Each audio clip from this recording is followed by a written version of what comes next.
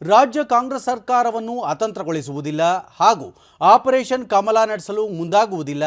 ಆದರೆ ಕಾಂಗ್ರೆಸ್ ನಾಯಕರು ತಮ್ಮ ತಪ್ಪುಗಳನ್ನು ಮರೆಮಾಚಲು ಈ ರೀತಿಯ ಹೇಳಿಕೆ ನೀಡುತ್ತಿದ್ದಾರೆ ಎಂದು ಕೇಂದ್ರ ಸಚಿವ ಪ್ರಹ್ಲಾದ್ ಜೋಶಿ ಹುಬ್ಬಳ್ಳಿಯಲ್ಲಿಂದು ಸ್ಪಷ್ಟಪಡಿಸಿದ್ದಾರೆ.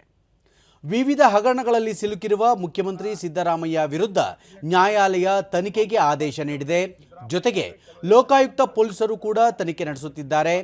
ಈ ಹಿನ್ನೆಲೆಯಲ್ಲಿ ವಿಷಯಾಂತರ ಮಾಡಲು ಆಪರೇಷನ್ ಕಮಲದ ವಿಷಯವನ್ನು ಮುಂದೆ ತಂದಿದ್ದಾರೆ ಎಂದು ಅವರು ತಿಳಿಸಿದರು. ಸಿದ್ದರಾಮಯ್ಯ ಅವರಿಗೆ ಈ ಹಿಂದೆ ಜೆಡಿಎಸ್ ಜೊತೆ ಸರ್ಕಾರ ರಚಿಸುವುದು ಇಷ್ಟವಿರಲಿಲ್ಲ. ಈ ಕಾರಣಕ್ಕಾಗಿಯೇ ಅವರು ತಮ್ಮ ಆಪ್ತ ಶಾಸಕರನ್ನು ಬಿಜೆಪಿಗೆ ಸೇರ್ಪಡೆಯಾಗುವಂತೆ ನೋಡಿಕೊಂಡಿದ್ದರು. ಹೀಗಿರುವಾಗ ಕಾಂಗ್ರೆಸ್ ಶಾಸಕರ ಖರೀದಿ ಮಾಡಲಾಗುತ್ತಿದೆ ಎಂದು ಅಸಂಬದ್ಧ ಹೇಳಿಕೆ ನೀಡುತ್ತಿರುವುದು ಸರಿಯಲ್ಲ. ಕಾಂಗ್ರೆಸ್ ಶಾಸಕರಿಗೆ ಯಾರು ಯಾವ ರೀತಿ ಭರವಸೆ ಆಶ್ವಾಸನೆ ನೀಡಿದ್ದಾರೆ ಎನ್ನುವ ಕುರಿತು ದಾಖಲೆಗಳನ್ನು ಬಿಡುಗಡೆ ಮಾಡಲಿ ಎಂದು ಅವರು ಒತ್ತಾಯಿಸಿದರು.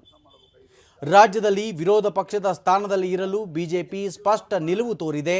ಈ ಮೂಲಕ ಕಾಂಗ್ರೆಸ್ ಸರ್ಕಾರದ ವಿರುದ್ಧ ರಚನಾತ್ಮಕ ಹೋರಾಟ ರೂಪಿಸುವಂತೆ ಪಕ್ಷದ ಹೈಕಮಾಂಡ್ ಕೂಡ ರಾಜ್ಯದ ಬಿಜೆಪಿ ನಾಯಕರಿಗೆ ಸೂಚಿಸಿದೆ ಎಂದು ಪ್ರಹ್ಲಾದ್ ಜೋಶಿ ತಿಳಿಸಿದರು. ರವಿ ಗಾಣಿಗನವ್ರು ಯಾರು ಹೇಳ್ಯಾರ ಬಿಡುಗಡೆ ಮಾಡಂತ ಹೇಳ್ರಲ್ಲ, ಉಳಿದ ಆಮೇಲೆ ಅದ್ರದ್ದು ಇನ್ವೆಸ್ಟಿಗೇಷನ್ ಆಗೇ ಆಗ್ತದೆ. ನೀವು ಬಿಡುಗಡೆ ಮಾಡಿಸ್ರಿ, ಯಾರು ಬೇಡ ಅಂದ್ರೆ ನಿಮ್ಗೆ ಯಾರೇ ತಡದಾರ ನಿಮ್ಗೆ ಹೇಳಲಿಕ್ಕೆ ಶುರು ಮಾಡಿ ಇಟ್ದಾತ.